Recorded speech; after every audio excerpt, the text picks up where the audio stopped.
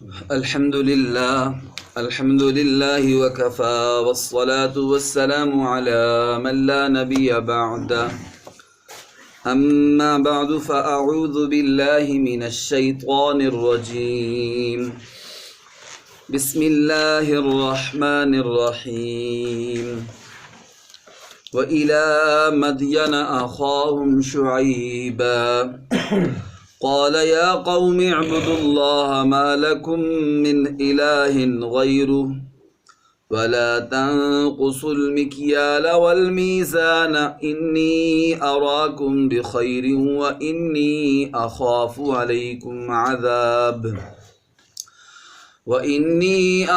عليكم عذاب يوم محيط ويا قوم أوفوا المكيال والميزان بالقسط ولا تبخسوا الناس أشياءهم ولا تعثوا في الأرض مفسدين بقية الله خير لكم إن كنتم مؤمنين وما أنا عليكم بحفيظ صدق اللہ العظیم۔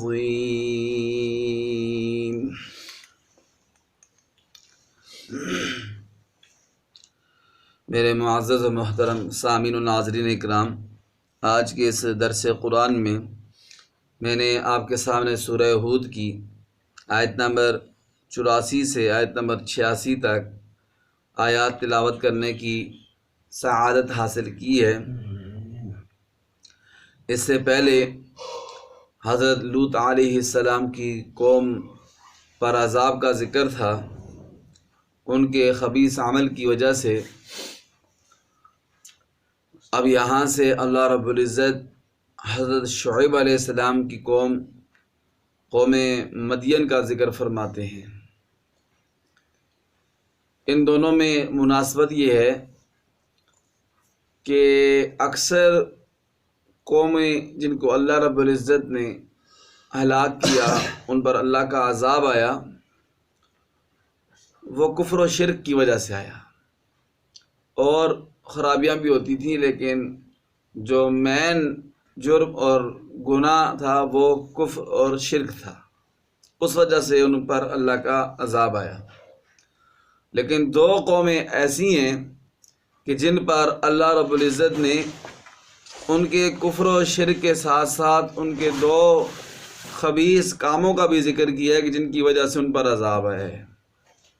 ایک قوم لوط کہ جب اس پر عذاب کا فیصلہ آیا تو اللہ تعالیٰ نے اس کی وجہ ان کے خبیث اور غیر فطری عمل کو بتایا، اور دوسری یہ قوم شعیب ہے، اس پر بھی جو عذاب کی وجہ ذکر کی گئی وہ یہ کہ وہ ناپ تول میں کمی کرتے ہیں۔ اب یہ دونوں گناہ ایسے ہیں، اس سے یہ معلوم ہوتا ہے کہ یہ دونوں گناہ بہت بڑے گناہ ہیں، اس لیے کہ ان دونوں سے نسل انسانی کو نقصان ہوتا ہے، پوری کی پوری نسل کو نقصان کا سامنا کرنا پڑتا ہے۔ ناپ تول میں کمی ہو تو سارے لوگ متاثر ہوتے ہیں، اسی طرح اگر غیر فطری عمل ہوگا تو اس سے بھی پوری نسل جو ہے وہ خراب ہوگی۔ اس لیے ان دو گناہوں کو بھی اللہ رب العزت نے ان دونوں قوموں کے کفر و شرک کے علاوہ ان دو بڑے گناہوں کا بھی اللہ تعالیٰ نے ذکر کیا جن کی وجہ سے ان پر عذاب آیا۔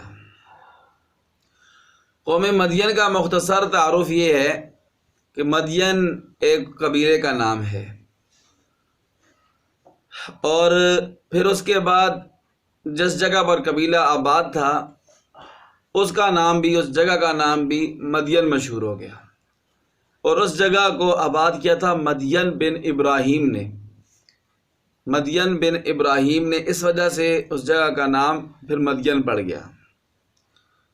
یہ مدین عراق کے موجودہ مقام عمان کو بتایا جاتا ہے کہ یہ اس کا موجودہ مقام جو ہے، یہاں پر یہ بستی آباد تھی۔ ان بستی والوں کو اللہ رب العزت نے سرسبز و شادابی سے نوازا تھا، بڑی سرسبز و شاداب زمینیں تھیں، بڑے خوشحال تھے، اور اللہ رب العزت نے انہی میں سے حضرت شعیب علیہ السلام کو ان کے پاس نبی بنا کر بھیجا، اور حضرت شعیب علیہ السلام اللہ تعالیٰ کے وہ نبی ہیں کہ جن کے بارے میں میرے اور آپ کے پیارے نبی حضرت محمد مصطفیٰ سب کہہ دیں صلی اللہ علیہ وسلم نے ارشاد فرمایا کہ حضرت شعیب علیہ السلام خطیب الانبیاء تھے۔ ان کا لقب تھا خطیب الانبیاء۔ کیا لقب تھا؟ خطیب الانبیاء، یعنی انبیاء میں سے جو خطیب مشہور تھے، اس لیے ان کو خطیب الانبیاء کا لقب عطا فرمایا کہ ان کا سمجھانے کا انداز بہت ہی پیارا تھا، فصاحت بلاغت کے ساتھ، ہمدردی خیرخواہی کے ساتھ، جامع انداز میں یہ اپنی قوم کو سمجھاتے تھے۔ حضرت شعیب علیہ السلام نے اپنی اس قوم کو سمجھایا۔ اللہ رب العزت اس کا ذکر فرماتے ہیں وَإِلَىٰ مَدْيَنَ أَخَاهُمْ شُعَيْبًا، ہم نے مدین کی طرف ان کے قومی بھائی حضرت شعیب علیہ السلام کو نبی بنا کر بھیجا۔ ان کے جو گناہ تھے وہ ایک تو کفر تھا، اللہ تعالیٰ کے ساتھ شریک ٹھہراتے تھے، اور یہ درختوں کی پوجا پاٹ کرتے تھے۔ کس کی؟ درختوں کی عبادت کرتے تھے، درختوں کو اللہ کا شریک عبادت کا لائق سمجھتے تھے، درختوں کے آگے جھکتے تھے۔ اسی لیے ان کو قرآن پاک میں دوسری جگہ اصحاب الایکہ بھی کہا گیا ہے کہ جنگل والے، درختوں والے، درختوں کی عبادت کرتے تھے۔ تو حضرت شعیب علیہ السلام نے کو دعوت دی سب سے پہلے کہ یا قوم اعبدوا اللہ ما لکم من الہ غیرہ، اے قوم اللہ کی عبادت کرو میری قوم، ما لکم من الہ غیرہ، تمہارے لیے اللہ کے سوا کوئی معبود نہیں ہے، کوئی عبادت کے لائق نہیں ہے۔ یہ درخت، یہ چرند پرند، یہ زمین و آسمان، یہ حجر پتھر، یہ سارے کے سارے اللہ کی مخلوق ہیں۔ یہ کیا ہیں؟ اللہ تعالیٰ کی مخلوق ہیں، اور یہ معبود نہیں ہیں، ان کی عبادت چھوڑ دو، اللہ رب العزت کو وحدہ لا شریک مانو اور اس کی عبادت کرو۔ وَلَا تَنْقُصُوا الْمِكْيَالَ وَالْمِيزَانَ، اور دوسرا حضرت شعیب علیہ السلام نے یہ ذکر فرمایا اور اپنی قوم کو کہا کہ وَلَا تَنْقُصُوا الْمِكْيَالَ وَالْمِيزَانَ، ناپ اور تول کو کم نہ کرو، ناپ اور تول کو کام نہ کرو۔ خوشحال لوگ تھے اور تجارت پیشہ لوگ تھے، دکانیں تھیں، خرید و فروخت کرتے تھے، ایسا کرتے تھے کہ جب دوسروں سے پیسے لیتے تھے، دوسروں سے کوئی چیز لیتے تھے، پوری پوری لیتے تھے، اور جب کسی کو واپس کرتے تھے تو اس میں کمی کرتے تھے۔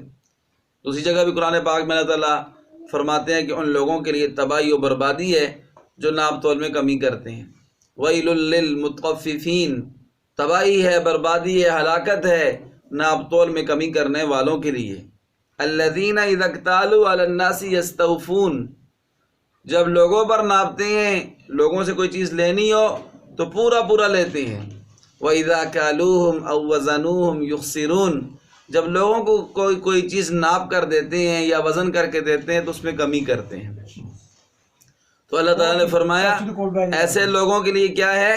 تباہی ہے، بربادی ہے، ہلاکت ہے جو ناپ تول میں کمی کرتے ہیں۔ تو اللہ رب العزت اس قوم کو بھی حضرت شعیب علیہ السلام نے یہ کہا کہ تم ناپ اور تول میں کمی نہ کرو۔ میرے اور آپ کے پیارے نبی حضرت محمد مصطفیٰ سب کہہ دیں صلی اللہ علیہ وسلم کا فرمان ہے، جب بھی کوئی قوم ناپ تول میں کمی کرتی ہے تو اللہ تعالیٰ ان پر دو نقد عذاب ان پر نازل کرتے ہیں۔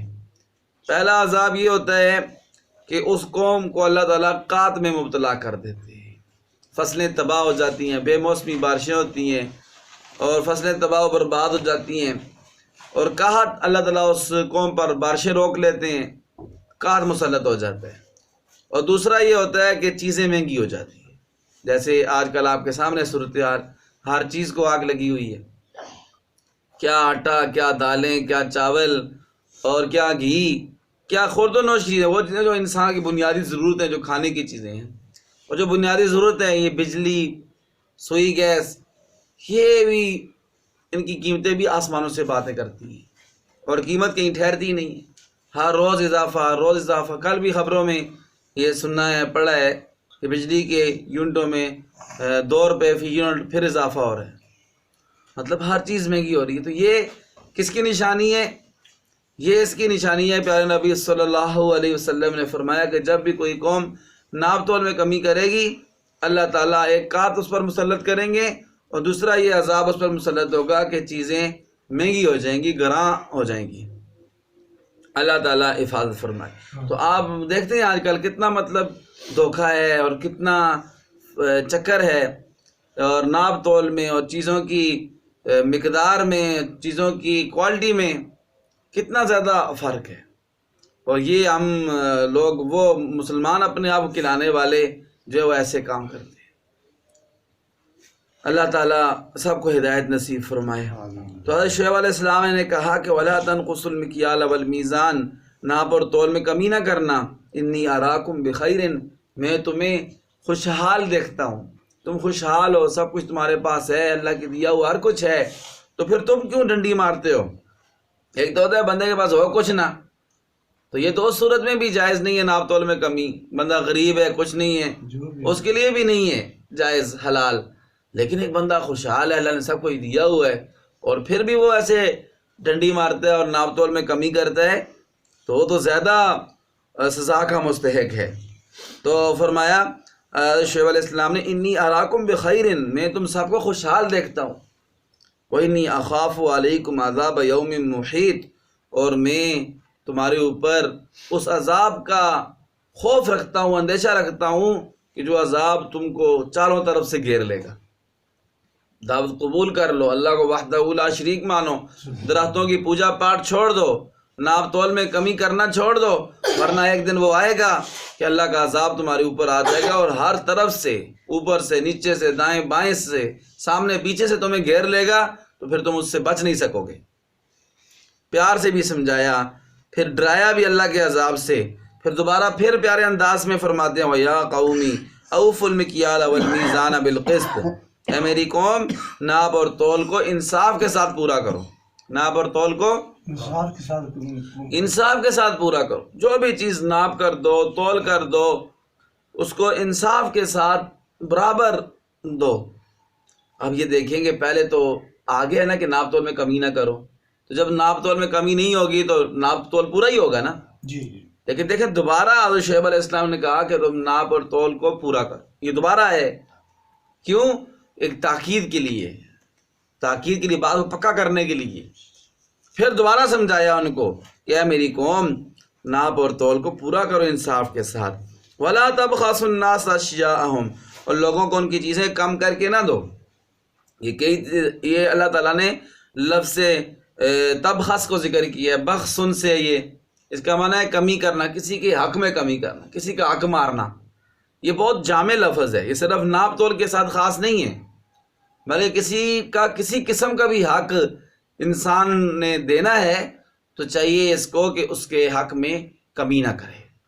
کسی کا قرض دینا ہے، کسی کی زمین دینی ہے، کسی کی جائیداد دینی ہے، اور کسی کا مال دینا ہے، کوئی بھی چیز، کسی قسم کا بھی حق انسان نے اگر دینا ہے کسی نے، تو اس کے بارے میں یہ حکم ہے کہ اس کو کم کر کے نہ دو.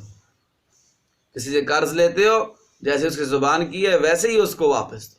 یہ نہیں ہے کہ تنگ کر کے اور تھوڑا تھوڑا کر کے ستا کر اگلے کو تم جو ہے اس کے دیا ہوا اس کے پیسے اس کو تنگ کر کے واپس کرتے ہو. یہ بھی اس کو بخس میں شامل ہے. یہ بھی کیا ہے؟ اس میں شامل ہے. کہتے ہیں کہ آج کل تو ویسے ہمارا دین تو یہ کہتا ہے کہ قرض حسنہ دیا کرو، اللہ تعالیٰ کی ذات راضی ہوتی ہے، بندے کام بھی ہو جاتا ہے، اللہ کی ذات بھی خوش ہوگی. لیکن یہ کہ آج کے دور میں کہتے ہیں کہ قرض دینا ایسا ہے کہ جس کو بندہ قرض دیتا ہے وہ بادشاہ بن کے بیٹھ جاتا ہے، اور جو قرض دینے والا ہوتا ہے وہ فقیر بن کرنا پھر اس سے مانگتا پھرتا ہے، اور وہ نوابوں کی طرح، سیٹھوں کی طرح طریقوں سے دیتا جاتا ہے. جی آج نہیں تو کل، کل نہیں تو پرسوں. تو حدیث پاک میں آتا ہے کہ مطل الغنی ظلم، غنی کا ٹال مٹول کرنا ظلم ہے. اس کو گنجائش بھی ہے، گنجائش نہیں بھی ہے تو اس کو چاہیے اگر ایک قرض دینے وقت پر واپس کرے، جیسے زبان کی ہے ویسے کرے. اللہ تعالیٰ حفاظت فرمائے، اللہ تعالیٰ سمجھ نصیب فرمائے. تو اللہ تعالیٰ فرماتے ہیں کہ لوگوں کو ان کی چیزیں کم کر کے نہ دو. اب یہ قوم شعیب کیا کیا کرتی تھی، کیسے لوگوں کی چیزیں کم کرتی تھی؟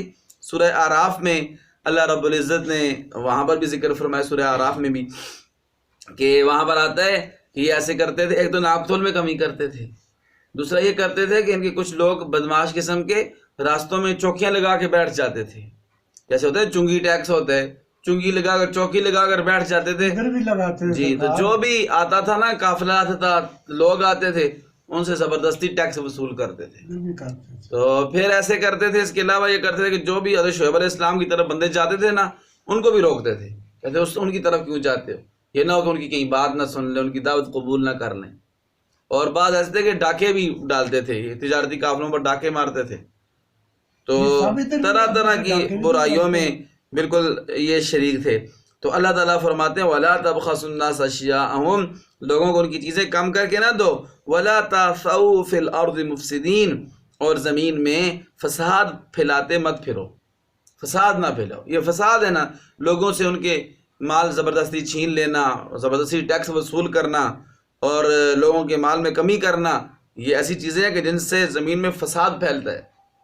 تو حضرت شعیب علیہ السلام نے بڑے پیارے انداز میں فرمایا, دیکھو میری قوم, بقیت اللہ خیر لکم ان کنتم مومنین, لوگوں کے حقوق ادا کرنے کے بعد جو باقی رہ جائے, جو اللہ نے تمہارے لیے باقی چھوڑا ہے, وہ تمہارے لیے بہتر ہے. لوگوں کو ان کا پورا پورا دو, ناپ تول میں کمی نہ کرو. اس کے بعد جو اللہ نے تمہارے لیے باقی چھوڑا ہے, بقیت اللہ, اللہ کا باقی چھوڑا ہوا تو تمہارے لیے اللہ نے چھوڑا ہے, خیر لکم, وہ تمہارے لیے سب سے بہتر ہے, وہ تمہارے لیے بہتر, وہ تمہارا اصل مال ہے. لوگوں کے حق میں کمی کر کے لوگوں کا اپنی طرف کھینچ کر لاؤ گے, وہ تو تمہاری چیز نہیں ہے. چاہے بندہ زبردستی کسی کا مال لے یا کسی کی دلی رضامندی کے بغیر کسی کوئی چیز لے لے, تو وہ حلال نہیں ہوتی ہے. بے شک یہ لے لے, بے شک اگر قاضی بھی فیصلہ کرتے, جج بھی, پھر بھی اس کے لیے حلال نہیں ہوگی. لوگ کیس کرتے ہیں, جھوٹا کیس کر کے اگلے بندے سے جیت جاتے ہیں عدالت سے فیصلہ, تو کہتے ہیں اب تو ہم فیصلہ جیت گئے, اب تو میرے لیے ہمارے لیے یہ چیز حلال ہو گئی ہے. تو جو حقیقت میں انسان کی اپنی چیز نہیں ہے, وہ جج کے فیصلے سے بھی حلال نہیں ہوتی ہے. تو اللہ کے نبی نے فرمایا بقیت اللہ خیر لکم ان کنتم مومنین وما انا علیکم بحفیظ. اور آخر میں پھر فرمایا یہ بھی یاد رکھنا کہ میں تمہارے لیے حفیظ, تمہارا نگران نہیں بنایا گیا ہوں کہ میں ہر وقت تمہارے پاس ہی کھڑا رہوں, تمہاری چوکیداری کرتا رہوں, بلکہ میں تو اللہ کا نبی ہوں, اور نبی کا کام ہوتا ہے اللہ کا پیغام اپنی امت تک پہنچا دینا. میں نے اللہ کا پیغام تمہارے تک پہنچا دیا ہے. کفر و شرک نہ کرو, درختوں کی پوجا پاٹ نہ کرو, ناپ تول میں کمی نہ کرو, ڈاکے نہ ڈالو, لوگوں کا مال زبردستیوں سے چھینو نہ.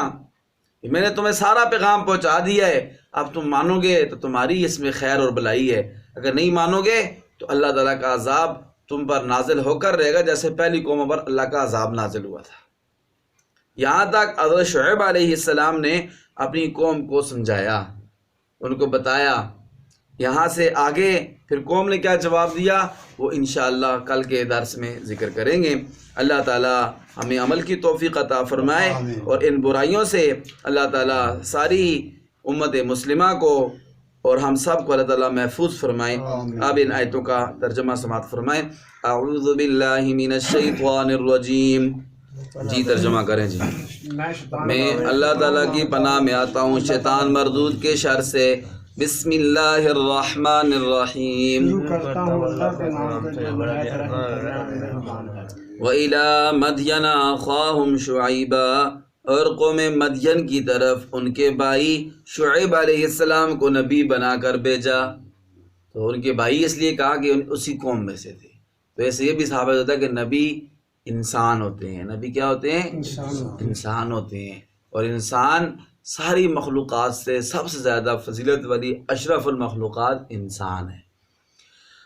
جتنے بھی نبی اللہ نے بھیجے وہ انسانوں میں سے بھیجے. کوئی نبی اللہ نے فرشتہ نبی بنا کے نہیں بھیجا, اس لیے کہ بھیجنا انسانوں کے پاس تھا. تو انسانوں کو انسانوں کی بات کی صحیح سمجھ آتی ہے.